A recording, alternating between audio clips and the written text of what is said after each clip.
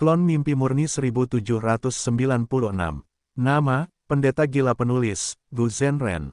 Plus mematikan mengatur ulang, Fang Yuan mengamati jiwanya. Setelah beberapa sesi kultivasi selama kurun waktu ini, jiwanya telah pulih menjadi 60 juta jiwa manusia. Jiwanya tidak lagi suram dan lemah seperti sebelumnya, ia dipenuhi dengan energi dan tampak hidup.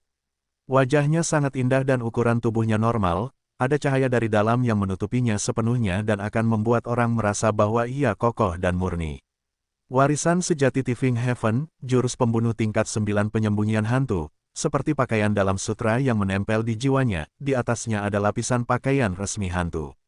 Pakaian resmi hantu menggunakan Gu Abadi Perubahan Jiwa tingkat 7 dan Gu Abadi Pembersih Jiwa tingkat 6 sebagai intinya. Saat ini, ia telah berubah menjadi seragam bela diri, bahkan ada baju perang yang menutupi bajunya, itu adalah pemandangan yang luar biasa. Dengan fondasi jiwanya saat ini, Fang Yuan memiliki keyakinan untuk membelah jiwanya. Jurus pembunuh abadi, membelah jiwa. Seketika, jiwa Fang Yuan meninggalkan tubuh fisiknya, hanya mengandalkan pikiran, keinginan, atau emosi yang tersisa untuk memanipulasi cacing Gu dan mempertahankan jurus pembunuh jiwa terbelah. Seperti air minum, separuh jiwa dari tubuh utama terbelah dan jiwa tubuh utama kembali lagi ke tubuhnya. Dalam sekejap, jiwa tubuh utama Fang Yuan turun menjadi 30 juta jiwa manusia. Jiwa yang terbelah juga berada di 30 juta jiwa manusia. Fang Yuan memejamkan mata dan beristirahat sejenak. Ketika jiwa kembali ke tubuhnya, dia merasa sedikit pusing. Ini adalah reaksi yang normal karena dia telah membelah separuh jiwanya, yang jumlahnya sangat besar. Esensi abadi berhenti bergerak di dalam lubang abadinya karena semua jenis cacing Gu beristirahat tanpa ada yang terluka. Jiwa yang terbelah ini berhasil, sebenarnya tidak mudah untuk mengaktifkan jurus ini, ada risiko besar dan tingkat kegagalan yang tinggi. Namun, Fang Yuan telah dengan tekun berlatih jurus ini sebelumnya, menghabiskan banyak energi dan membayar harga yang cukup mahal untuk itu. Semua usahanya membuat usaha ini berhasil. Fang Yuan membuka matanya, dia telah pulih sepenuhnya dan pikirannya jernih.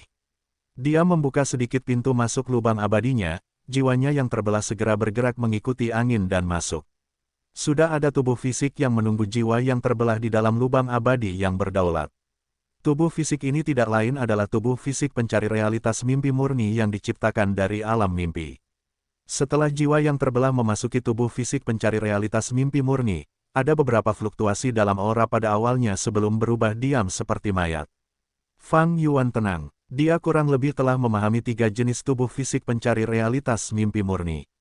Tipe pertama adalah tubuh fisik pencari realitas mimpi murni terkuat, yang dipadatkan oleh Patua Yanxi dan juga Ying Wuxie saat itu. Tubuh fisik pencari realitas mimpi murni ini hanya memiliki rentang hidup 18 jam, kultivasinya akan meningkat 1 tingkat setiap 2 jam dan kekuatannya akan terus tumbuh, menjadi sangat mengerikan menjelang akhir rentang hidupnya. Namun, tubuh fisik pencari realitas mimpi murni ini membutuhkan banyak Gu abadi serta sejumlah besar alam mimpi. Fang Yuan tidak dapat memenuhi persyaratan tersebut. Tipe kedua adalah tubuh fisik pencari realitas mimpi murni dengan kultivasi Gu abadi. Fang Yuan telah menggunakannya berkali-kali dan pernah menggunakannya untuk menunda pengejaran Dewa Gu Perbatasan Selatan. Dia juga menggunakannya untuk secara diam-diam bertukar alam mimpi dengan Cikuyu. Tubuh fisik pencari realitas mimpi murni ini memiliki satu kelemahan besar, yaitu memiliki batas waktu. Begitu batasnya tercapai, mereka akan meledak sendiri kembali ke alam mimpi. Tipe ketiga adalah yang dipelajari Fang Yuan dari tubuh fisik pencari realitas mimpi murni milik Feng Jinhuang. Ini adalah tubuh pure Dream Reality seekor fisik yang sempurna, ia mengonsumsi sedikit alam mimpi dan tidak menggunakan banyak Immortal Gu, yang juga dapat digantikan dengan Immortal Gu lainnya, tetapi ia hanyalah tubuh fana dan tidak memiliki kultivasi Immortal Gu. Tubuh yang telah digabung oleh jiwa yang terbelah itu adalah tipe ketiga dari tubuh pure Dream Reality seekor fisik, ia memiliki celah dan hanya berada di peringkat 1. Setelah beberapa saat, tubuh pure Dream Reality seekor fisik membuka matanya. 30 juta jiwa manusia itu terkekang dan mulai beradaptasi dengan tubuh ini. Tubuh ini tidak mampu menahan 30 juta jiwa manusia yang lengkap dengan kultivasinya yang rendah. Ini adalah kasus klasik dari tubuh yang lemah tetapi jiwa yang kuat. Dengan jiwa terbelah Fang Yuan yang menahan sebagian besar kekuatannya, ia seperti raksasa yang telah meringkuk tubuhnya dan berbaring dengan hati-hati di dalam rumah kertas. Tetapi itu tidak masalah. Fang Yuan telah menyiapkan Gu Relik. Gu Relik adalah gufana berbentuk bola yang berukuran sebesar ibu jari dan memiliki penampilan biasa. Namun efeknya sangat besar, dapat meningkatkan dinding aperture dan memajukan kultivasi Gu Master hingga satu ranah kecil. Kultivasi Gu Master memiliki 5 tingkatan dari tingkatan 1 hingga tingkatan 5, Gu Relik juga dibagi menjadi tingkatan 1 hingga tingkatan 5. Gu Relik tembaga hijau tingkatan 1, Gu Relik baja merah tingkatan 2, Gu Relik perak putih tingkatan 3, Gu Relik emas kuning tingkatan 4, dan Gu Relik kristal ungu tingkatan 5. Tidak peduli tingkatan apa yang dimiliki Gu Relik tersebut, itu adalah harta karun dari tingkatan itu. Harganya jauh melampaui cacing Gu lain yang memiliki peringkat yang sama. Misalnya, Gu Relik baja merah dihargai 8.000 batu purba di dunia fana, nilai ini melampaui cacing Gu peringkat 3 biasa. Gu Relik perak putih adalah Gu peringkat 3 yang berharga, nilainya mencapai 50.000. Paling banter hanya ada Gu Relik perak putih yang beredar di pasar fana, pasar Gu Relik emas kuning dikendalikan dan sangat langka, seringkali dipegang oleh para petinggi. Situasi ini jauh lebih baik di surga harta karun kuning, lagi pula surga harta karun kuning adalah area transaksi para dewa Gu dan merupakan pasar terbesar di dunia. Di surga harta karun kuning, Gu Relik peringkat 1 hingga 3 dijual secara berkelompok, hanya ada sedikit Gu Relik emas kuning peringkat 4, dan bahkan lebih sedikit lagi Gu Relik kristal ungu peringkat 5. Ini bukan karena dewa Gu memegang cacing Gu ini di tangan mereka dan tidak ingin mereka beredar. Itu karena Gu Relik hanya dapat terbentuk secara alami dan saat ini tidak dapat dibuat oleh Dewa Gu. Bahkan tanah terberkati Langya dan pengadilan surgawi tidak dapat melakukannya. Mengapa? Dengan pencapaian tingkat Grandmaster kuasi tertinggi jalur penyempurnaan dan Master jalur manusia, Fang Yuan kini mengerti alasannya. Itu karena Gu Relik adalah cacing Gu jalur manusia. Itu memiliki efek mendasar terhadap manusia dan manusia varian. Jauh lebih banyak Gu Relik akan terbentuk di area dengan banyak manusia atau manusia varian. Klon mimpi murni Fang Yuan mulai menggunakan Gu Relik tembaga hijau.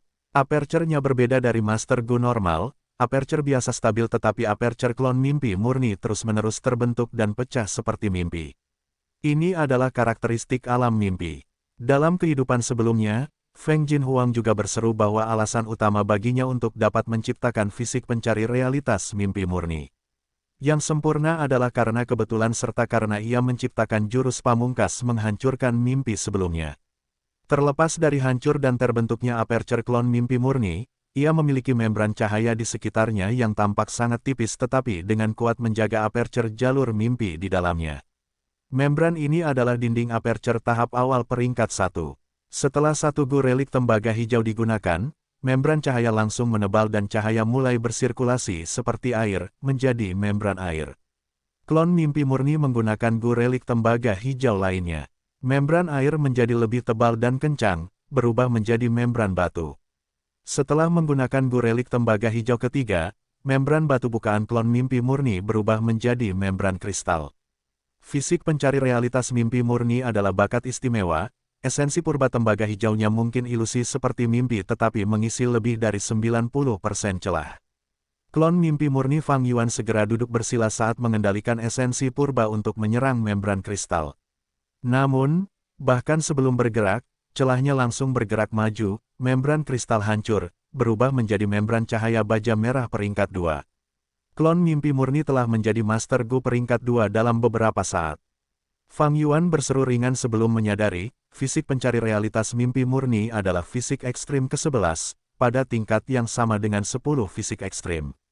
Kultivasinya dapat meningkat terus-menerus tanpa hambatan apapun.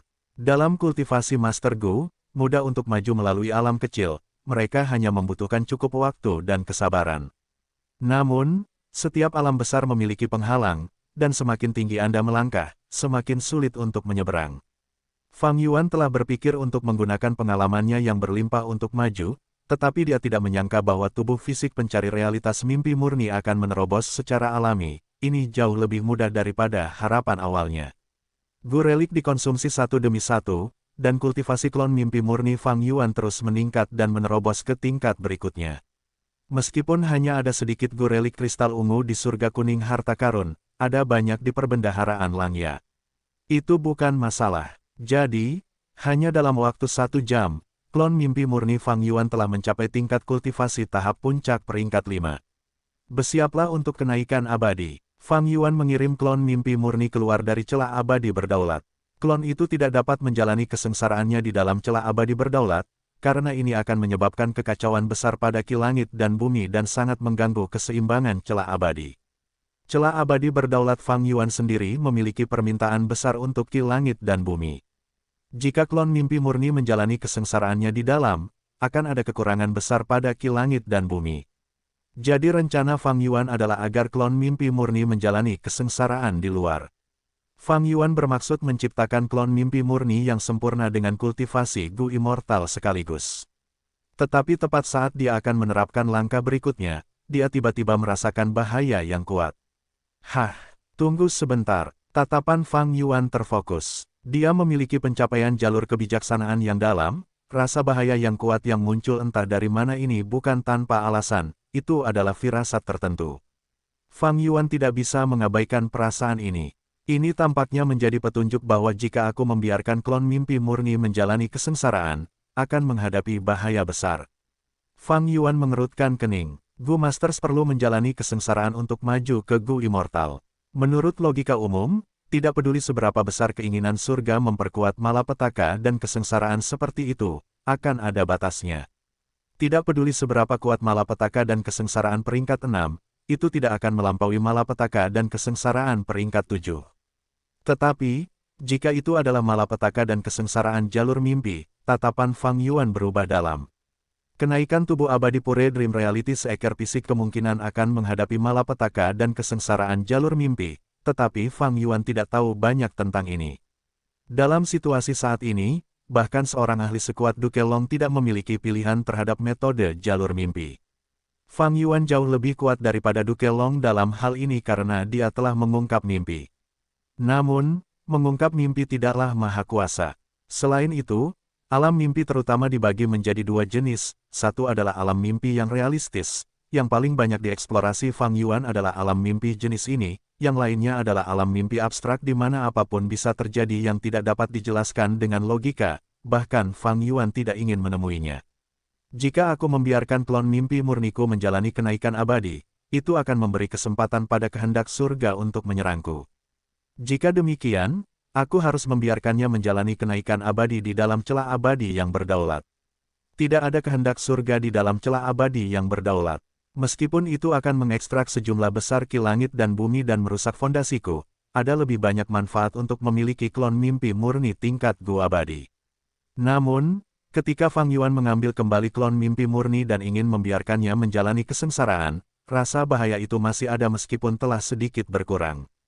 Fang Yuan merenung, apakah ini berarti bahwa bahkan tanpa kehendak surga, masih akan ada malapetaka dan kesengsaraan jalur mimpi ketika tubuh fisik pencari realitas mimpi murni menjalani kenaikan abadi. Selain itu akan menjadi ancaman besar bagiku. Kenaikan abadi menandakan pengambilan risiko. Apakah risiko ini sepadan atau tidak? Fang Yuan ragu-ragu sejenak sebelum menghela napas, dia memilih stabilitas. Risiko ini tidak sepadan saat ini. Yang terpenting adalah dia tidak memiliki sedikit pun keyakinan. Jika itu adalah jalan lain, itu akan baik-baik saja, tetapi jalan mimpi. Fang Yuan menggelengkan kepalanya. Dia sebenarnya memiliki antisipasi besar untuk ini.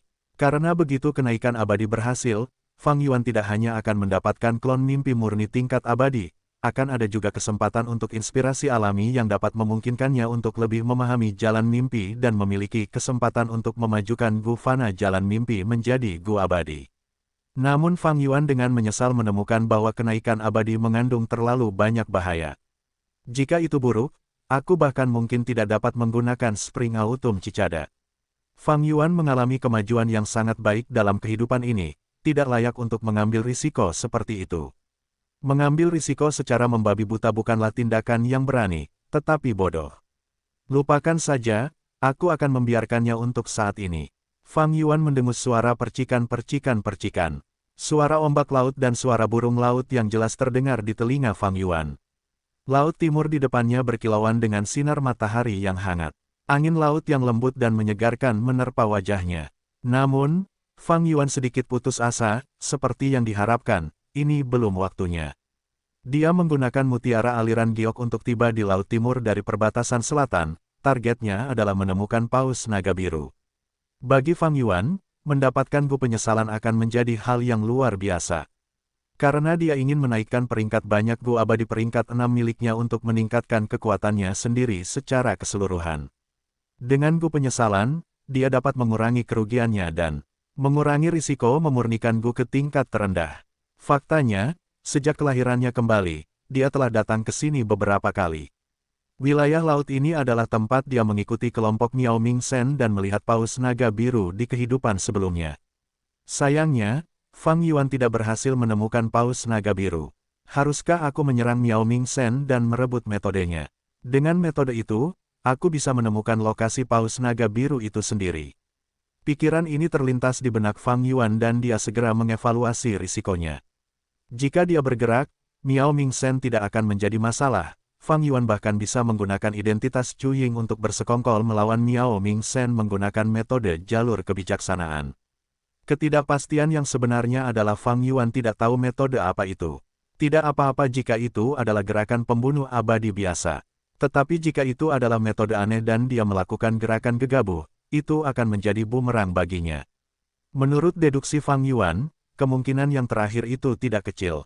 Karena dalam 500 tahun kehidupan sebelumnya, dia belum pernah mendengar ada orang yang merebut metode ini dari Miao Ming Shen. Laut Timur memiliki Dewa Gu peringkat 8 sementara Miao Ming Shen hanya peringkat 7 dan metodenya menyangkut warisan sejati bumi surga, tidak mungkin Dewa Gu peringkat 8 itu tidak tergerak. Tetapi Dewa Gu ini tampaknya tidak memiliki keinginan untuk bergerak, dengan jelas menunjukkan bahwa situasinya tidak sesederhana kelihatannya.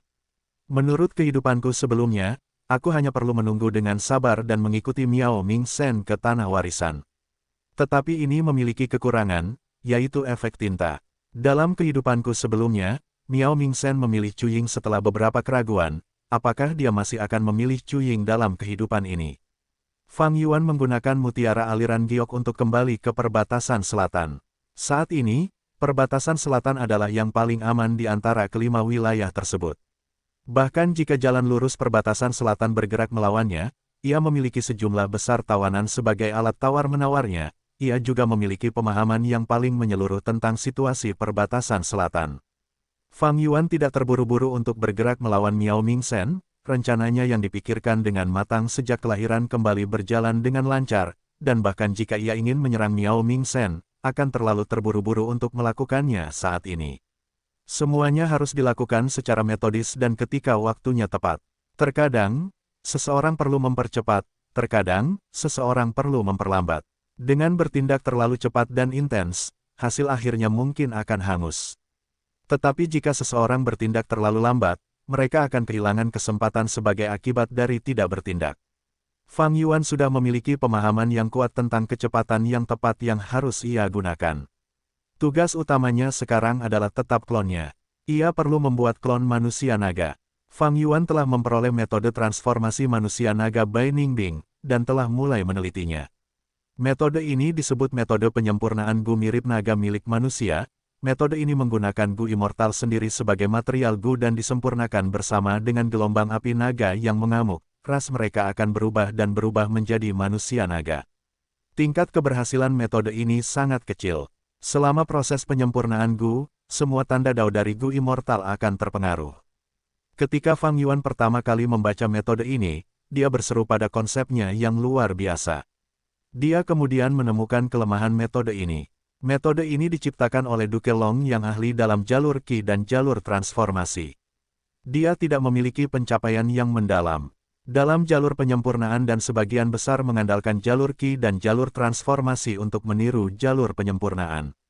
Namun, Fang Yuan adalah seorang Grandmaster kuasi tertinggi jalur penyempurnaan, dia dapat memberikan peningkatan besar pada metode ini dalam aspek jalur penyempurnaan. Setelah meningkatkannya, tingkat keberhasilan juga akan meningkat pesat dan bahkan mungkin mencapai 10%. Itu adalah tingkat keberhasilan 1 dari 10. Ini sudah menjadi batas Fang Yuan, dia tidak dapat meningkatkannya lebih jauh. Karena metode penyempurnaan Gu naga mirip manusia pada dasarnya adalah jurus pembunuh jalur manusia dan juga melibatkan kedalaman jalur transformasi. Jalur transformasi Fang Yuan tidak dapat menandingi Dukelong. Terlebih lagi untuk pencapaian jalur manusianya. Dengan demikian, metode penyempurnaan Gunaga mirip manusia juga merupakan material tertinggi yang dapat memungkinkan Fang Yuan memahami beberapa esensi jalur manusia. Kendala sebenarnya masih berupa gelombang api naga yang mengamuk. Raging Wave Rising Dragon Fire adalah material abadi tingkat 9 yang sangat langka. Itu adalah api manusia di antara 3 api surga, bumi, dan manusia. Bai Xiang Grotto Heaven memiliki satu gumpalan tetapi sudah digunakan oleh Bai Ningbing. Treasure Yellow Heaven tidak memilikinya. Mengumumkan tawaran untuk membelinya di Treasure Yellow Heaven. Tidak, Fang Yuan punya pilihan yang lebih baik.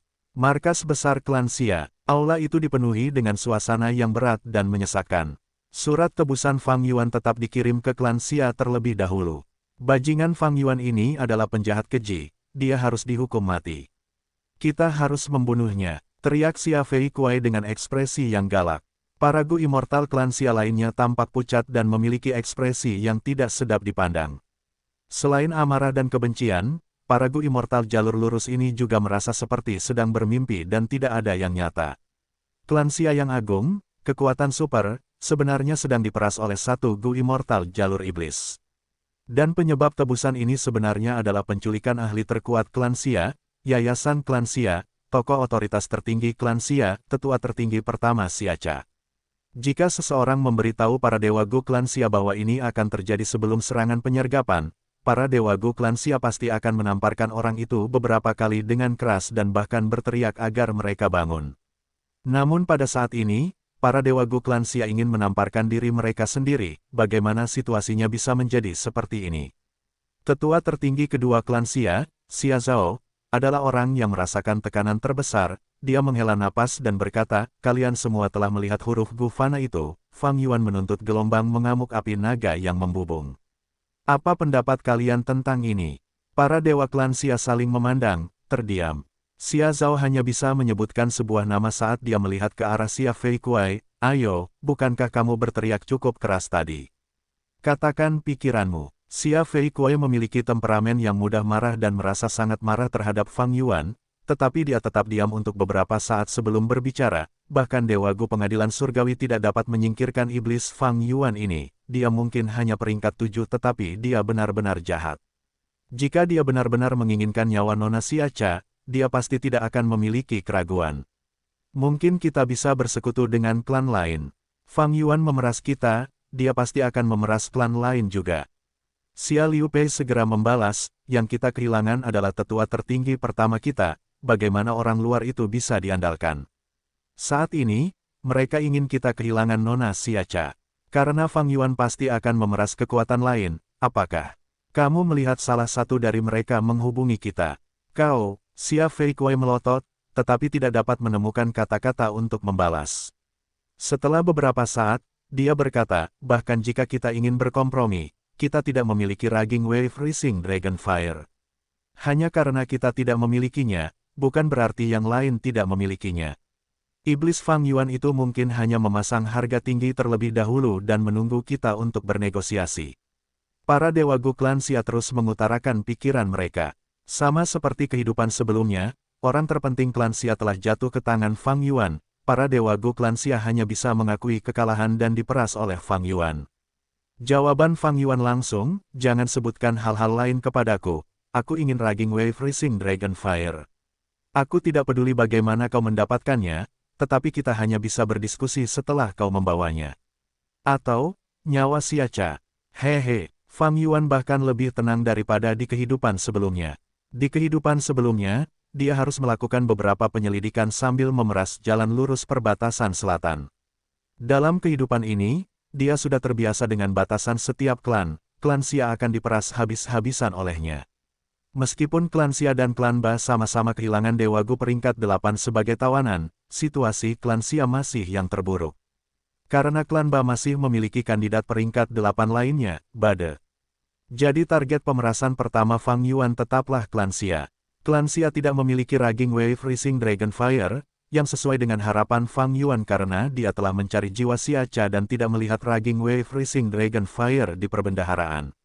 Dewa Gu klan Xia peringkat 7 lainnya mungkin tidak tahu tentang semua hal di perbendaharaan, tetapi si Aca pasti tahu detailnya sebagai tetua tertinggi pertama.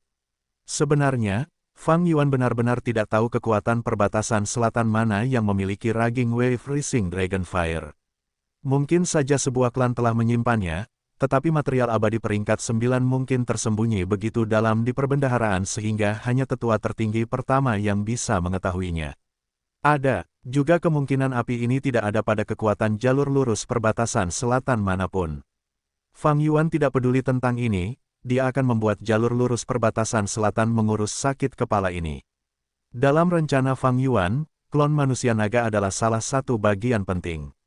Karena klon ini akan melibatkan akuisisi Istana Naga.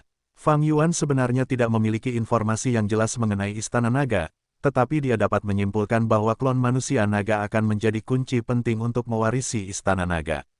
Di kehidupan sebelumnya, Bai Ningbing yang mampu menjadi pemilik Istana Naga adalah bukti terbaik.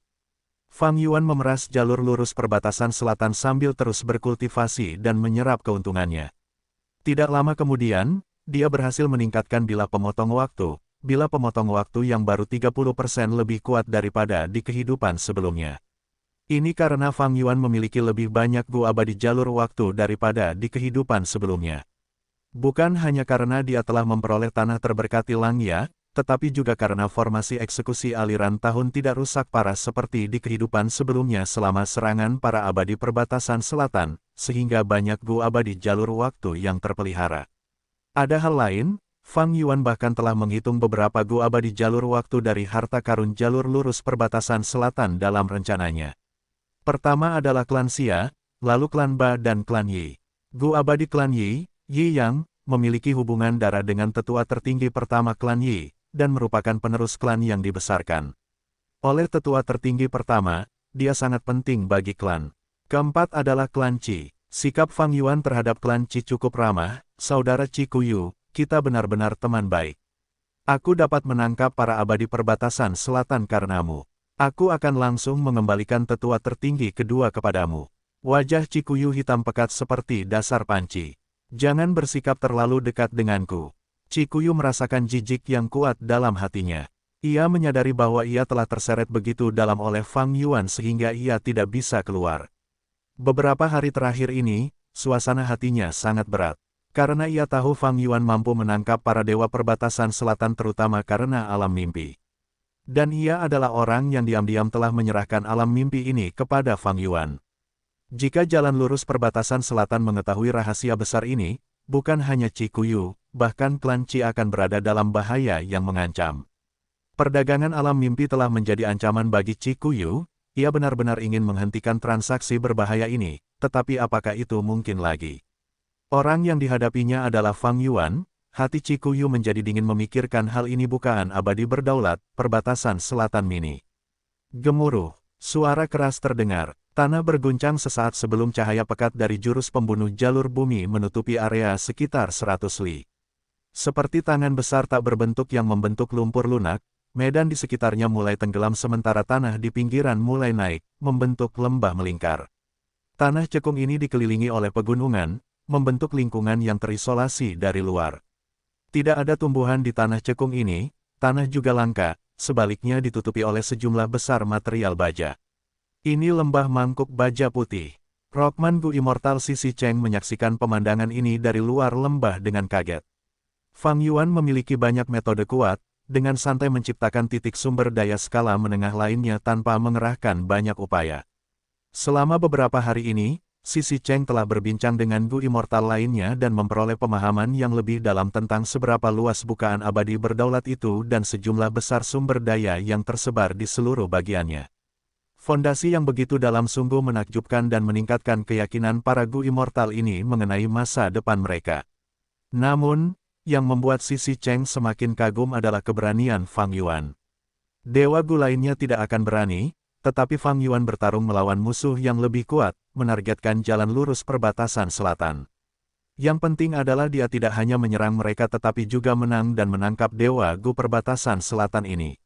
Jika bukan karena para tawanan ini, bagaimana mungkin Fang Yuan memeras sumber daya ini untuk dengan mudah membuat lembah mangkuk baja putih? Dibandingkan dengan Fang Yuan, Dewa Gu suku manusia batu tampak sangat konservatif. Tuan Fang Yuan adalah orang yang harus kita ikuti. Sisi Cheng menjadi semakin condong ke arah Fang Yuan, dia benar-benar terpikat oleh karisma Fang Yuan dan takluk oleh wataknya. Selama hari-hari ini, dengan kerja keras Hei Loulan dan yang lainnya, setiap sumber daya diatur dengan benar. Apertur abadi yang berdaulat itu tandus tetapi mencaplok tanah-tanah yang diberkati dan surga gua telah mengumpulkan sejumlah besar sumber daya di dalamnya. Dan sekarang, sumber daya ini didistribusikan dengan cerdik dan harmonis untuk membentuk ekologi yang seimbang. Tidak ada kekacauan atau gangguan satu sama lain, sumber daya saling membantu dalam pertumbuhan mereka. Ini adalah hasil dari deduksi Fang Yuan yang cermat menggunakan jalur kebijaksanaan. Langkah selanjutnya adalah mengisi beberapa celah. Misalnya, lembah mangkuk baja putih adalah sesuatu yang ingin dibangun Taiku Zong tetapi belum dimulai. Dengan itu, Taiku Zong dapat memberi makan Gu tepi sendiri dan tidak perlu bergantung pada sumber eksternal. Fang Yuan telah mengisi kekosongan di sini. Di kehidupan sebelumnya, dia telah menyelesaikan proyek ini, dan itu bahkan lebih mudah di kehidupan ini. Mengenai sumber daya yang diperlukan, Fang Yuan memerasnya dari jalur lurus perbatasan selatan. Fang Yuan jelas merasa jauh lebih mudah untuk memeras jalur lurus perbatasan selatan di kehidupan ini daripada di kehidupan sebelumnya. Itu karena perlawanan para dewa Gu perbatasan selatan telah menjadi jauh lebih lemah. Video yang diungkapkan Fang Yuan di pengadilan surgawi menunjukkan dia membunuh Chen Yi dan Raja Sejati Hantu Guntur, ini sangat mengguncang jalur lurus perbatasan selatan. Bahkan pengadilan surgawi kalah dari iblis Fang Yuan ini, apa yang aneh tentang jalur lurus perbatasan selatan kita yang gagal menghadapinya. Bahkan jika para dewa Gu perbatasan selatan tidak mengakui pikiran ini, mereka mengetahuinya dalam hati. Menambah pengalaman Fang Yuan yang melimpah dalam pemerasan, pasukan jalur lurus perbatasan selatan ini hanya bisa menyerah. Pemerasan dalam kehidupan ini juga berbeda dari kehidupan sebelumnya. Di kehidupan sebelumnya, Fang Yuan terutama ingin membangun kolam esensi tahunan dan dengan demikian memeras banyak bahan abadi yang berharga dan langka. Dia tidak perlu melakukannya di kehidupan ini dan mengubah tuntutannya ke hal-hal lain, tetapi itu semua masih sebagian besar bahan abadi. Sebagian kecil dari bahan abadi ini digunakan untuk mengisi kekurangan di celah abadi berdaulat, seperti membangun lembah mangkuk baja putih. Bagian besar yang tersisa adalah sebagai persiapan untuk meningkatkan peringkat Gu abadinya. Di kehidupan ini, Fang Yuan memiliki lebih banyak Gu abadi daripada di kehidupan sebelumnya. Gu abadi peringkat 6 menempati mayoritas tetapi mereka terlalu lemah baginya, berada di peringkat 8. Jadi penyempurnaan skala besar diperlukan dan akan menghasilkan peningkatan besar dalam kekuatan pertempuran komprehensif Fang Yuan. Dia telah melakukan ini di kehidupan sebelumnya, dan akan jauh lebih mudah di kehidupan ini karena dia telah mencaplok tanah terberkati Langya dan memiliki banyak jalur penyempurnaan Gu abadi. Dia merencanakan ke depan, mempersiapkan bahan abadi ini terlebih dahulu. Keuntungan dari mencaplok celah hampir diproses sepenuhnya. Seluruh perkembangan celah abadi berdaulat telah mencapai 16%, ini sudah mendekati batas tertinggi yang dicapainya di kehidupan sebelumnya. Selain itu, ia masih memiliki celah abadi Liu Hao dan Basiba untuk dianeksasi, serta Gua Surga Beast Calamity. Jurus-jurus mematikan sedang dibiasakan, warisan sejati masih diteliti, dan ia masih memahami jalan manusia. Fang Yuan meluangkan waktu untuk pergi ke sungai waktu sekali lagi. Ia tidak dapat melupakan klon mimpinya yang murni. Meskipun rencana untuk klon mimpi murni mengalami kemunduran, Fang Yuan memikirkan jurus pembunuh masa depan Pulau Teratai Batu. Mungkin aku bisa menggunakan diri masa depan untuk mendatangkan klon mimpi murni tingkat abadi Gu. 4 Sunzi di paviliun masa kini dan masa lalu mengamati sungai waktu setiap saat, tetapi mereka tidak dapat mendeteksi jejak Fang Yuan. Fang Yuan lebih memahami paviliun masa kini dan masa lalu daripada mereka. Dia dengan lancar mencapai Pulau Teratai Batu dan menggunakan diri masa depan pada klon mimpi murni. Namun, Fang Yuan kecewa karena tidak ada perubahan sama sekali pada klon mimpi murni. Apakah karena klon mimpi murni diciptakan dari alam mimpi, sebagian besar jurus pembunuh tidak efektif padanya? Atau apakah klon mimpi murni tidak memiliki masa depan di mana ia menjadi abadi? Klon mimpi murni Fang Yuan sudah berada di tahap puncak peringkat 5. Hanya selangkah lagi untuk menjalani kenaikan abadi. Namun, langkah ini memiliki bahaya yang fatal sehingga Fang Yuan dengan bijak memilih untuk berhenti. Jika masa depan diri tidak efektif karena klon mimpi murni tidak memiliki masa depan di mana ia abadi, apakah ini berarti tidak ada harapan bagi kesengsaraan klon mimpi murni dengan kekuatanku saat ini? Memikirkan hal ini, Fang Yuan tiba-tiba merasa agak tertarik. Tidak ada salahnya mencoba. Dia segera mengaktifkan jurus pembunuh abadi yang mengungkap rahasia surgawi. Jurus pembunuh ini menggunakan gua abadi rahasia surgawi sebagai intinya dan dapat mengamati isi malapetaka dan kesengsaraan target berikutnya.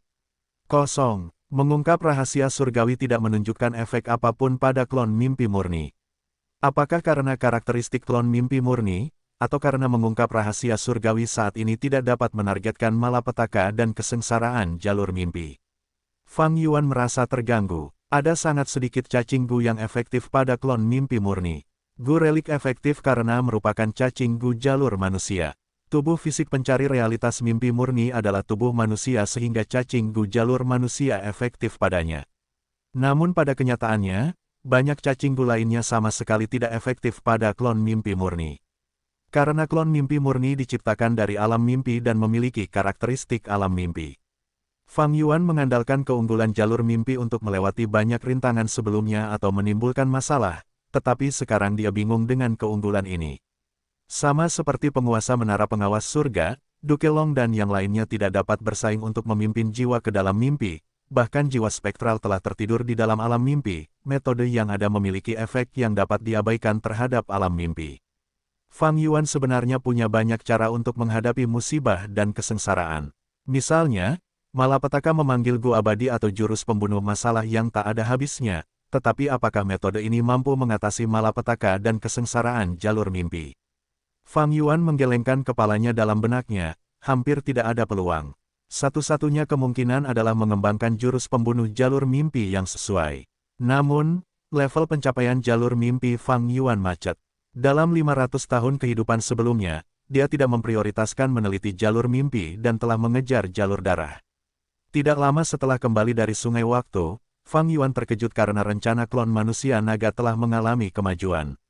Klan Xia menyatakan bahwa alam harta karun klan Sang memiliki api naga yang mengamuk, dan mereka saat ini sedang dalam proses memperdagangkannya. Alam harta karun klan Sang, itu seharusnya adalah lubang abadi yang ditinggalkan oleh pencipta klan Sang. Setelah leluhur meninggal, itu tertinggal di Gunung Sangliang. Karena Dewa Gu tidak dapat memasukinya, bahkan Dewa Gu klan Sang tidak tahu apakah itu adalah surga gua atau tanah yang diberkati. Sepertinya fondasi alam harta karun ini jauh lebih dalam dari yang kuperkirakan. Fang Yuan berseru di fondasi klan Sang. Klan Sang selalu menjadi salah satu dari beberapa klan teratas di dunia Gu Immortal perbatasan selatan, dan karena lokasi geografis mereka yang unik, mereka telah menjaga hubungan yang harmonis dengan kekuatan super lainnya. Jika klan Xia bisa mendapatkan gelombang api naga yang mengamuk, klon manusia nagaku akan memiliki setengah dari rintangan yang tersisa. Fang Yuan menunggu dengan sabar sambil meningkatkan kekuatannya. Mengenai penggunaan 5 ki cahaya mendalam pembatasan, dia mendapatkan lebih banyak pengalaman dan wawasan, dan sekarang dapat menggunakan 4 ki cahaya yang berbeda pada saat yang sama. Kultivasi jiwanya meningkat pesat setiap saat. Dia telah membagi jiwanya lagi untuk klon manusia naga, tetapi meskipun demikian, kultivasi jiwanya secara bertahap mencapai 80 juta jiwa manusia. Perdagangan alam mimpi dengan klan Qi terus berlanjut secara rahasia. Qi Kuyu telah menerima situasinya. Dia telah membuat satu kesalahan dan sekarang hanya bisa jatuh lebih dalam ke dalamnya. Tentu saja, Fang Yuan tidak pernah melepaskan kewaspadaannya terhadapnya. Gu Immortal peringkat 8 ini bukanlah orang yang sederhana dan mungkin akan membalas jika tidak ditangani dengan benar. Untungnya, Fang Yuan telah memilih untuk mendukung klan Qi dalam persiapan untuk masa depan. Klan Qi memperoleh hasil penelitian jalur mimpi dari transaksi tersebut. Hal ini memberikan kesenangan bagi Qi Kuyu di tengah rasa sakitnya, karena dia telah membuat kesalahan besar dengan menyetujui pertukaran ini, mengapa tidak melanjutkannya saja. Qi Kuyu tidak ingin mengambil risiko, tetapi karena Fang Yuan menuntunnya di jalan ini, dia hanya bisa mengatupkan giginya dan terus berjalan menuju jurang. Di waktu luangnya, Fang Yuan mencari jiwa para dewa Gu tersebut. Meskipun dia telah melakukan ini di kehidupan sebelumnya, dia masih melakukannya lagi di kehidupan ini karena dia ingin menyelidiki sesuatu. Itulah efek tinta. Dibandingkan dengan kehidupan sebelumnya, perbedaan halus dalam kehidupan ini membuat Fang Yuan berpikir dalam-dalam. Perasaan misterius yang tak terlukiskan telah melekat di benaknya. Apakah ini takdir? Fang Yuan merasa seperti telah menyentuh seutas jaring yang dijalin oleh Gu Takdir. Dia perlahan-lahan merasakan firasat yang kuat, jika aku terus meneliti ini, pemahamanku tentang takdir akan menjadi semakin dalam. Ini adalah cara terbaik untuk memahami takdir. Setelah mengumpulkan lebih banyak petunjuk dari beberapa kelahiran kembali dan membuat kesimpulan, aku mungkin dapat membayangkan gerakan pembunuh fana yang memiliki efek takdir. Jika aku menggabungkannya dengan kedalaman jalur keberuntungan, itu akan menjadi takdir ya.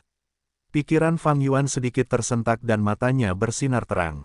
Pengadilan Surgawi. Feng Jiuge ditempatkan di menara bordir. Paviliun kecil ini dihiasi dengan dekorasi yang indah, dindingnya berwarna merah dan ubinnya terbuat dari batu giok, tampak indah dan elok, tetapi sebagian dari fondasinya tidak ada, orang dapat dengan jelas melihat jejak kehancuran di rumah Gu abadi. Di langit di atas menara bordir ada 3 potong kulit berdarah yang dijahit langsung ke udara yang masih mengeluarkan jejak kebiadaban purba.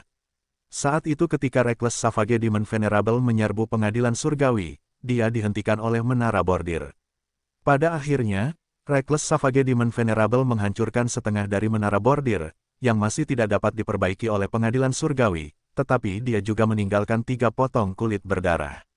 Sejak kekalahan di tanah terberkati Langya, Feng Jiuge telah tenggelam dalam kondisi pemahaman yang mendalam. Dia tidak mengolah jalur transformasi, tetapi dia sengaja datang ke sini untuk memahami jejak transformasi dari 3 kulit berdarah ini. Transformasi ini adalah semacam konsep, itu adalah transformasi takdir, itu adalah cedera dari Reckless Savage Demon Venerable.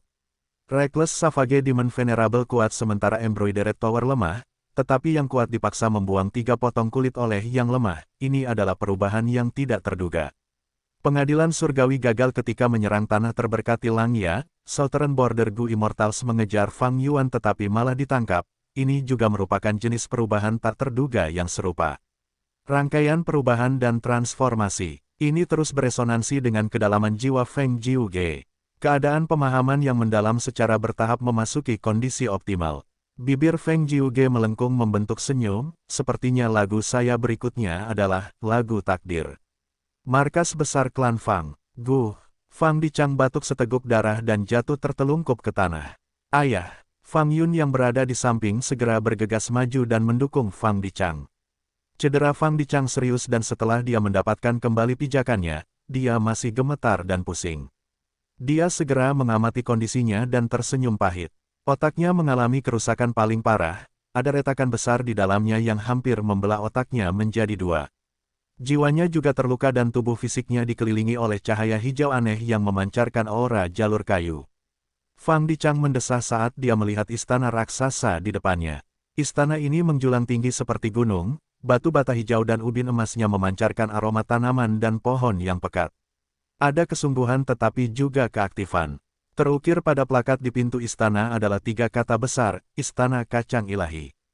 Rumah Gu abadi ini diciptakan oleh Yang Mulia Abadi Teratai Genesis, rumah ini lengkap tanpa celah. Aku mencoba menyimpulkan dengan paksa tetapi mengalami reaksi keras, aku meremehkan kekuatan seorang yang terhormat dan terlalu terburu-buru. Fang Dichang mendesah. Ayah, situasi klan Fang kita tidak buruk saat ini, kita bisa melakukannya dengan perlahan. Fang Yun menghibur. Fang Dichang menggelengkan kepalanya, meskipun situasinya stabil, itu masih belum optimis.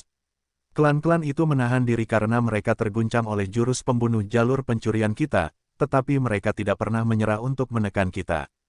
Kita harus memanfaatkan setiap detik dan tidak boleh mengendur.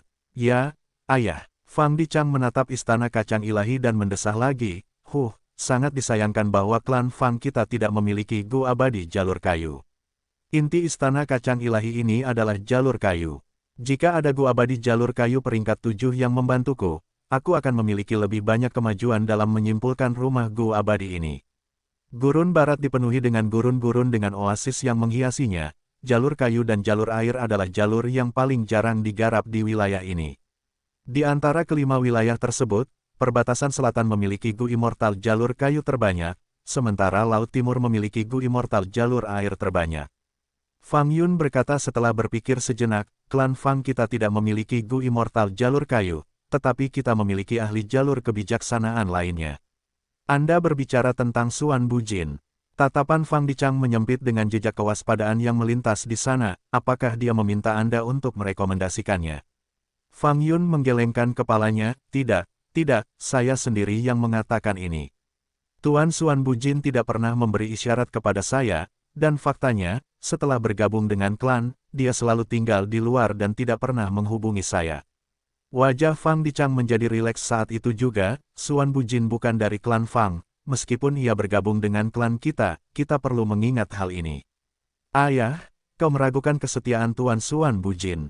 Fang Yun menggaruk kepalanya. Fang Dichang menyipitkan matanya. Jika aku mendapat bantuannya, memang akan ada kemajuan. Namun, kita dapat mengetahui wajah seseorang tetapi tidak hatinya, satu terutama di depan harta yang tak tertandingi seperti istana kacang ilahi. Bahkan jika ia tidak menunjukkan niat ini sebelumnya, ketika ia berhubungan dengan istana ini siang dan malam, sulit untuk tidak memiliki keserakahan. Fang Dichang masih belum yakin, bertanya, apakah ada pergerakan dari Xuan Bujin baru-baru ini? Fang Yun menjawab dengan jujur, tidak ada pergerakan.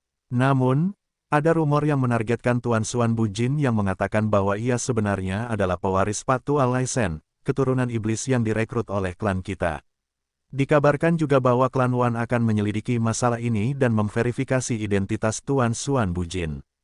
Fang Dichang mendengus, orang-orang ini masih mencoba menjebak Xuan Bujin.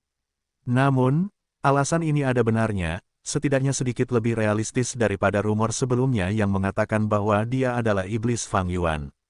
Fang Dichang mencibir, tidak tahu bahwa rumor sebelumnya sebenarnya benar, melainkan rumor baru-baru ini yang memutarbalikkan kebenaran. Patu Alaisen adalah seorang dewa gu jalur kebijaksanaan klan Wan, tetapi karena kecelakaan saat berkultivasi, dia kehilangan dirinya sendiri dan menjadi gila. Dia memiliki kultivasi tingkat 7 dan kekuatannya meningkat lebih jauh setelah menjadi gila. Dia menyebabkan kerugian besar bagi klan Wan dan bahkan membantai dewa gu dari pasukan jalur lurus lainnya. Hal itu menyebabkan keributan selama periode waktu itu di dunia dewa gu gurun barat. Beberapa pasukan jalur lurus bersekutu untuk mengepung dan membunuh Patu Alaisen. Namun, apapun yang mereka lakukan, mereka tidak dapat menemukan jejak Patu Alaisen. Dia telah menghilang sepenuhnya dan masalah ini tidak terselesaikan. Fang Dichang berkata dalam-dalam, Xuan Bujin memiliki kekuatan yang luar biasa, dia mengerti trik murahan semacam ini. Namun, dia belum lama bergabung dengan klan Fang, jadi wajar saja jika dia dianggap sebagai kelemahan klan Fang. Kita harus memperhatikannya dan membiarkannya tinggal di oasis embun surgawi. Kita tidak bisa membiarkannya melakukan tindakan gegabah yang dapat membuat musuh menguasainya. Mengenai identitasnya, klan Fang kita akan menjelaskannya untuknya dan memberikan penjelasan yang sempurna tentang jalan lurus gurun barat. Begitu dia selesai berbicara, ekspresi Fang Dichang berubah. Fang Yun melihat perubahan itu dan bertanya, apa yang terjadi? Wajah Fang Dichang yang pucat dan lemah kini tampak pucat pasi. Xuan Bujin mengirim surat yang mengatakan bahwa ia telah melakukan deduksi terbalik dan menemukan seorang dewa gu jalur kebijaksanaan di dekat sini yang kemungkinan besar adalah orang yang menyebarkan rumor. Ia telah pergi untuk menangkap mereka. Fang Yun tercengang, apa? Menurut aturan, dewa gu yang ditempatkan untuk menjaga sumber daya harus melapor kepada klan jika mereka ingin pindah. Mereka hanya dapat pindah setelah klan menyetujuinya. Namun tindakan Xuan Bujin adalah sebaliknya. Ia bergerak terlebih dahulu sebelum melapor. Terlepas dari apakah klan Fang setuju atau tidak, ia telah meninggalkan tempat tugasnya dan pindah. Pada akhirnya, ia adalah seorang kultivator penyendiri, sifatnya liar. Fang Dichang menggertakkan giginya, kebetulan saja, ia terluka parah dan tidak dapat menyimpulkan banyak hal saat ini. Ia hanya dapat menghubungi tetua tertinggi pertama klan Fang, Fang Gong, dan membiarkannya pergi untuk membantu Xuan Bujin secepat mungkin. Fang Yun sedikit bingung, situasinya mungkin tidak seburuk itu. Bukankah kita terlalu ribut dengan mengirim tetua tertinggi pertama sebagai bala bantuan? Tuan Xuan Bujin adalah dewa gu jalur kebijaksanaan, dia pasti sudah menyimpulkan sebelum bergerak dan memiliki keyakinan untuk menangani masalah ini. Ekspresi Fang Dichang gelap, Xuan Bujin memang luar biasa, tetapi dia sombong dan ini dapat digunakan oleh orang lain untuk bersekongkol melawannya. Akan sangat mengerikan jika pasukan jalur kebenaran itu sengaja memancingnya dan memasang serangkaian jebakan. Jika dia ditangkap atau dibunuh, klan-klan itu dapat memalsukan bukti kuat dan menjebak klan Fang kita, lalu semakin menekan klan kita. Tentu saja, ini hanya kemungkinan, mari kita berharap hanya aku yang pesimis. Yang lebih penting, klan Fang kita tidak dapat membuat kesalahan seperti itu pada saat yang genting ini. Fang Yun menyadari sesuatu dan ekspresinya juga berubah tidak sedap dipandang. Dia tersenyum paksa, seharusnya tidak seserius itu, kan? Tetapi masalahnya seserius itu. Ketika Fang Yuan tiba di tempat itu, Dewa Gu jalur kebijaksanaan Wan Lianghan memiliki ekspresi santai. Suan Bujin, akhirnya kau datang, aku sudah menunggu cukup lama. Saat dia selesai berbicara, medan perang abadi yang telah disiapkan diaktifkan dan menjebak Fang Yuan. Jadi itu jebakan. Fang Yuan, yang menyamar sebagai Suan Bujin, mencibir. Tatapannya bersinar saat dia melihat 3 Dewa Gu yang mendekatinya. Ketiga Dewa Gu ini semuanya peringkat 7. Salah satunya tinggi dan kurus, mengenakan jubah hijau, dan dikelilingi oleh angin puyuh. Namanya Wan Xiao. Dia berbicara dengan percaya diri, Suan Bujin, bagaimana kau bisa menjadi Dewa Gu jalur kebijaksanaan? Kau benar-benar melompat ke dalam perangkap kami dengan mudah.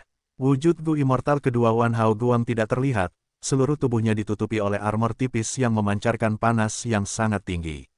Armor tipis yang tebal itu mengeluarkan suara berdengung, Suan Bujin, jika kau bijaksana, maka biarkan dirimu ditangkap, berpihak pada klan Wan kami dan mengungkap klan Fang, kami tidak akan mempersulitmu dan bahkan memperlakukanmu sebagai tamu terhormat. Gu immortal ketiga adalah Gu immortal jalur kebijaksanaan yang memikat Fang Yuan, dia adalah Wan Lianghan. Dahinya bengkak dan tampak jelek, tetapi saat ini dia tersenyum, teman Suan Bujin, sebagai Gu immortal jalur kebijaksanaan, kau seharusnya lebih menyadari situasi saat ini. Bahkan jika kau selamat hari ini, akan ada masalah yang tak ada habisnya yang datang untuk menemukanmu di masa depan. Kau seharusnya tidak berada di klan Fang pada saat seperti ini. Fang Yuan mencibir dengan ekspresi kejam. Penampilannya yang menyamar, Suan Bujin, tampak kurus dengan rambut abu-abu panjang dan sepasang mata hitam yang tampaknya mengandung perubahan hidup dan ambisi. Dia terjebak di dalam medan perang abadi dan juga mendengar kata-kata 3 abadi, tetapi tidak ada perubahan dalam ekspresinya. Ini wajar saja, karena Fang Yuan telah menyembunyikan kekuatannya, tidak hanya 3 peringkat 7 ini, bahkan jika ada 3 peringkat 8, dia tidak akan takut dan bahkan bahagia. 3 abadi klan Wan mengira mereka telah menjebak Fang Yuan, sedikit yang mereka bayangkan Fang Yuan kembali dari perbatasan selatan kali ini untuk secara khusus berurusan dengan mereka dan membuat keributan di Gurun Barat. Dalam kurun waktu terakhir, Wan Lianghan telah berulang kali menyimpulkan Fang Yuan memiliki perlindungan Kaisar Yama yang tidak memiliki cacat, tetapi ini masih mengurangi fondasi jiwanya dan itu cukup menyebalkan, jadi dia harus menyingkirkan mereka kali ini. Fang Yuan segera membuka pintu masuk bukaan abadinya dan melepaskan binatang buas jiwa. Binatang buas jiwa yang sunyi dan binatang buas jiwa kuno keluar satu demi satu, mengejutkan para abadi klan Wan. Bukankah dia seorang Gu jalur kebijaksanaan? Bagaimana dia bisa mengendalikan begitu banyak binatang buas jiwa? Tidak peduli berapa banyak binatang buas jiwa yang kamu bawa keluar, itu tidak berguna di medan perang abadi ini. Wan Xiao mengaktifkan medan perang abadi, tornado raksasa segera muncul dan perlahan bergerak menuju Fang Yuan. Binatang buas jiwa berkumpul rapat di sekitar Fang Yuan dan mengikuti mobilisasi bertahapnya, jumlahnya terus bertambah. Bagaimana dia bisa memiliki begitu banyak binatang buas jiwa? 3 abadi klan Wan semakin terguncang, Suan Bujin. Ini jelas merupakan Dewa Gu jalur kebijaksanaan tetapi sebenarnya mengendalikan pasukan binatang buas jiwa yang begitu besar, bukankah dia terlalu mengabaikan jalur utamanya? Kecepatan tornado menjadi lebih cepat dan mendekati pasukan binatang buas jiwa Fang Yuan. Binatang buas jiwa meraung dan melakukan serangan balik, tetapi tornado itu tampaknya memiliki kekuatan surgawi di medan perang abadi ini. Meskipun melemah, tornado itu sangat stabil. Fang Yuan secara pribadi mengaktifkan jurus pamungkas untuk menangkis tornado itu. Keterkejutan 3 makhluk abadi dari klan Wan sedikit berkurang ketika mereka melihat jurus pamungkas itu. Fang Yuan menggunakan jurus pamungkas jalur kebijaksanaan alih-alih jurus pamungkas jalur jiwa. Dia tidak akan melakukan seperti ini, dia tampaknya memiliki binatang buas jiwa yang tak terbatas jumlahnya. Aku akan menyerang, teriak Wan Hao Guang. Pergilah, kami akan melindungimu. Wan Lianghan setuju. Wan Hao Guang membunuh pasukan binatang buas jiwa, dia sangat cepat, sepenuhnya menunjukkan keunggulan jalur cahaya. Setiap kali Fang Yuan memobilisasi pasukan binatang buas jiwa untuk mengepungnya, Wan Lianghan dan Wan Xiao mengaktifkan jurus pamungkas untuk melindungi Wan Hao Guang. Dengan koordinasi mereka yang sangat baik, Wan Hao Guang menerobos ke tengah. Ekspresi Fang Yuan tidak berubah saat dia mengeluarkan 4 binatang buas jiwa lainnya. Hah! Momentum Wan Hao Guang terhenti dengan keras saat dia berseru ketakutan, binatang buas jiwa yang tak terlupakan. Wan Lianghan dan Wan Xiao tercengang, keduanya memanggil dengan nada tidak percaya, 4.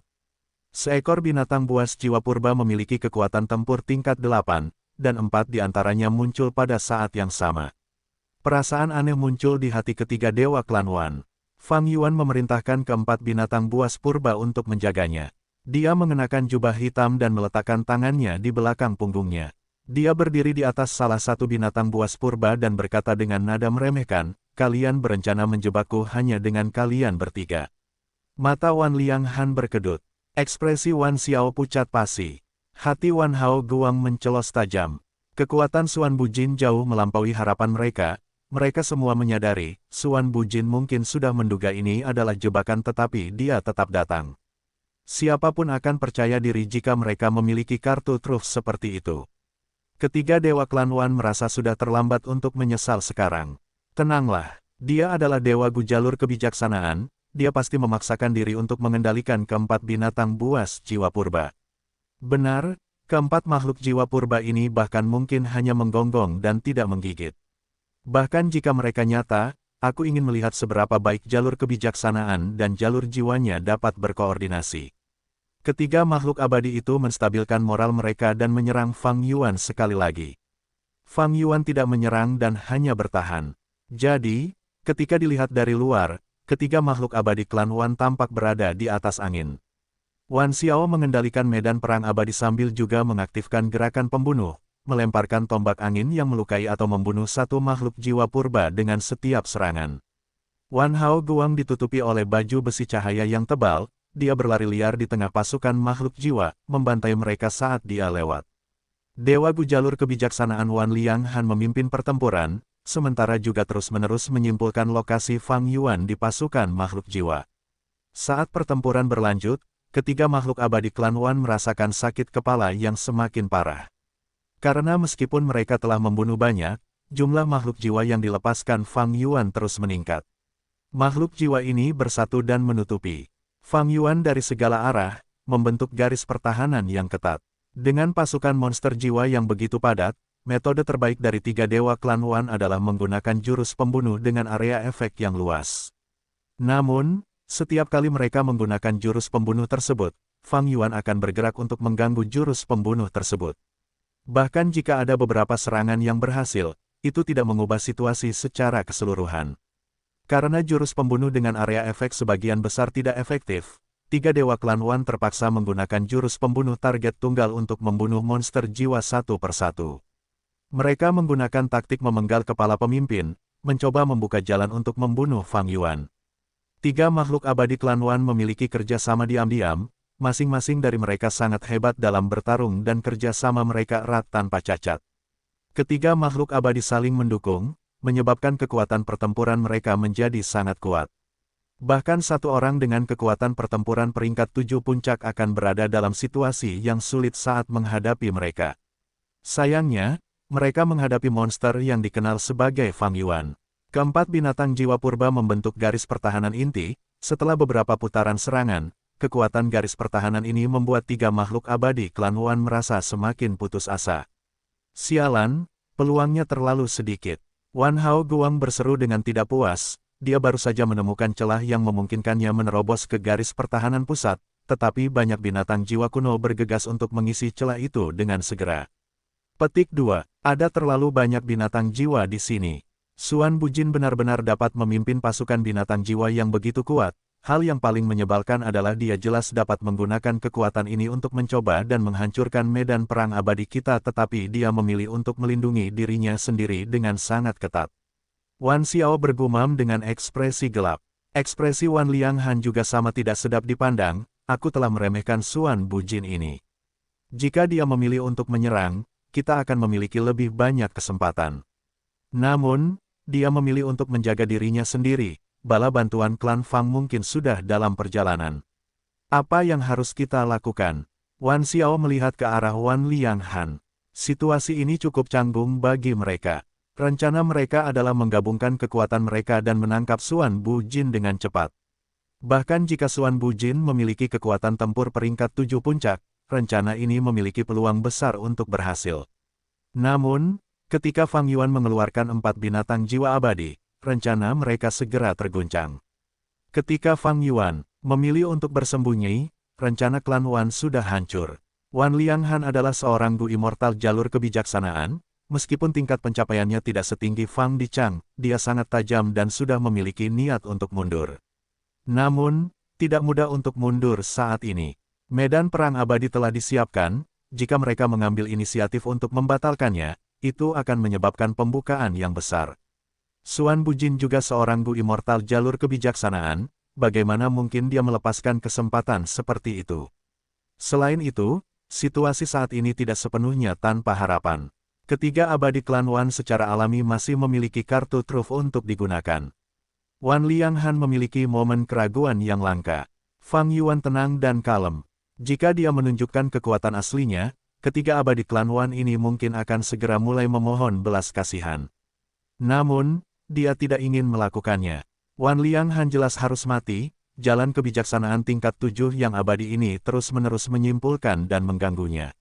Adapun dua lainnya, Fang Yuan ingin melihat mereka secara langsung. Dulu ketika ia menyamar sebagai Xuan Bujin, Fang Yuan secara khusus menyiapkan seperangkat Gu abadi jalur kebijaksanaan dan metode untuk identitas ini. Saat ini, metode-metode ini telah menjadi lebih banyak lagi. Fang Yuan diam-diam mengaktifkan Gu abadi pikiran yang mengganggu untuk menyiapkan jurus pembunuh abadi. Penglihatan Wan Hao Guang dipenuhi dengan semua jenis binatang buas jiwa. Dari luar, pasukan binatang buas jiwa tampak seperti noda tinta yang meluap, dan baju besi cahaya tebal milik Wan Hao Guang tampak seperti setitik cahaya yang tenggelam dalam noda tinta hitam pekat. Wan Hao Guang terjebak di segala arah tetapi ia tidak menunjukkan kepengecutan atau niat untuk melarikan diri. Maju. Maju, maju. Ia seperti pedang tajam yang menembus pasukan binatang buas jiwa yang padat sebelum akhirnya menusuk ke arah Fang Yuan. Namun, semua kemajuannya sia-sia, sebagian besar waktu, ia akan kehilangan momentumnya di tengah jalan, dan dalam beberapa kasus di mana ia hampir berhasil, ia dihalangi oleh 4 binatang buas jiwa yang tak terlupakan. Ada 6 binatang jiwa kuno di depan, mereka tinggi dan kokoh, membentuk 2 baris. Ada 2 binatang jiwa kuno di belakang, mereka sangat cepat dan selalu berusaha menarik perhatianku. Aku tidak bisa berhenti, begitu aku berhenti dan terjerat dengan mereka, kemajuan ini akan dianggap gagal. Tapi aku tidak bisa menyerang ke depan secara langsung, binatang jiwa kuno di depan jelas merupakan dinding yang dikendalikan oleh Xuan Bujin, itu adalah garis pertahanan yang tebal. Petik 2, aku hanya bisa mengubah arahku. Benar. Binatang jiwa kuno di sisi kiri depan tampak seperti belalang sembah, penampilan ini berarti ia memiliki serangan yang kuat tetapi pertahanan yang lemah. Aku akan menyerang melalui sisi ini. Wan Hao Guang adalah seorang dewa Gu jalur cahaya dan memiliki jurus pembunuh jalur cahaya mistis yang dapat menciptakan pikiran cahaya dalam benaknya. Dia dapat berpikir sangat cepat menggunakan pikiran-pikiran semacam ini. Karena jurus pembunuh ini, Wan Hao Guang selalu dapat memikirkan semua kemungkinan dalam sekejap, dia memilih jalur yang paling benar untuk menerobos di tengah pasukan besar itu. Wan Hao Guang menyerang ke depan, meskipun ia menderita serangan hebat dari binatang jiwa kuno berbentuk belalang, ia terhindar dari situasi canggung diserang dengan penjepit. Haha, aku berhasil, aku masih bisa terus menyerang ke depan. Dalam situasi saat ini, sebelum aku mundur, masih ada harapan. Aku penyerang utama, aku harus memberi banyak tekanan pada Xuan Bujin dari depan. Dengan metode Wan Xiao dan Wan Lianghan, akan ada kesempatan untuk membunuh Xuan Bujin. Situasi sekarang sebenarnya cukup berbahaya, jika binatang jiwa belalang ini tidak memiliki pertahanan yang lemah, aku tidak akan tahu apa yang harus kulakukan. Jika Xuan Bujin mengolah jalur jiwa atau jalur perbudakan, mungkin tidak ada harapan sekarang. Tapi Xuan Bujin mengolah jalur kebijaksanaan, dia masih belum menunjukkan jurus pamungkas yang berkoordinasi dengan jalur jiwa, dia seharusnya tidak memiliki metode seperti itu. Tapi hanya dengan mampu mengendalikan 4 binatang jiwa purba menunjukkan kekuatannya, ini jelas merupakan ahli peringkat 7 puncak. Jika dia memiliki metode jalur jiwa yang tepat, dia bahkan mungkin dapat menahan Dewa Gu peringkat 8 untuk beberapa jurus. Jika aku dapat membunuh musuh seperti itu, aku pasti akan memberikan kontribusi besar bagi klan. Dengan prestasi pertempuran yang luar biasa, aku bahkan dapat membanggakan diri ketika aku bertemu dengan Nona Qiqiao di masa depan. Tunggu sebentar, aku sedang dalam pertempuran sekarang, bagaimana aku bisa membagi perhatianku dan memikirkan hubungan pribadi? Kalau dipikir-pikir, Nona Qiqiao memang imut. Meski kecantikannya tidak terlalu mencolok, dia baik dan bijaksana, dia benar-benar wanita idamanku. Tapi kenapa dia tidak menerima cintaku? Mungkin, aku harus mengubah caraku mendekatinya. Aku harus mengirim 1 atau 2 hadiah kecil. Kalau hadiahnya terlalu mahal, hadiahnya akan kehilangan maknanya. Aku harus menenun boneka jerami dan memberikannya padanya, apakah dia akan senang? Petik 2. Ini ide yang bagus. Selain boneka jerami, aku juga bisa menenun kelinci jerami, topi jerami, atau belalang sembah jerami. Binatang jiwa belalang sembah tadi tampak seperti jenis belalang sembah yang biasa kutangkap saat aku masih kecil. Ledakan. Suara keras meletus saat Wan Hao Guang dikepung oleh binatang jiwa. Serangan berat menghantam baju besinya dari segala arah. Proses berpikir Wan Hao Guang menjadi kacau dan dia tidak bisa lagi berkonsentrasi dalam pertempuran, menyebabkan dia menderita serangan berat ini. Baju besinya sangat cacat dan dia menjadi kacau dan pusing. Wan Xiao melihat Wan Hao Guang dalam bahaya dan segera mengaktifkan jurus pembunuh abadi untuk menghancurkan pengepungan. Namun, tepat pada saat ini, Wan Lianghan tiba-tiba berteriak, "Jangan!" Entah mengapa, kecepatan reaksi Wan Xiao sedikit lebih lambat sekarang, dia telah mengaktifkan jurus pembunuh abadi. Aktivasi jurus pembunuh itu gagal dan badai dahsyat menghantam, mengiris tangannya hingga menjadi bubur. Tubuhnya bergetar seperti disambar petir, darah mengalir keluar dari lubang hidungnya dan wajahnya pucat pasi. Oh, dia adalah Dewa Gu jalur kebijaksanaan, akhirnya dia bereaksi. Fang Yuan tersenyum tipis di bawah perlindungan berat pasukan binatang buas. Jurus pamungkas yang baru saja digunakannya adalah pembangkitan pikiran-pikiran yang mengganggu. Jurus ini dapat membuat musuh-musuh dalam jarak tertentu mengembangkan pikiran-pikiran yang mengganggu. Efek jurus pamungkas itu tidak kentara di awal. Namun seiring berjalannya waktu, musuh akan memiliki lebih banyak pikiran yang akan mengganggu proses berpikir normal mereka. Wan Hao Guang pertama kali terpengaruh oleh pikiran yang mengganggu karena dia yang paling dekat dengan Fang Yuan. Dia membagi perhatiannya di medan perang dan memikirkan hal-hal lain, menyebabkan dia dikepung dan diserang.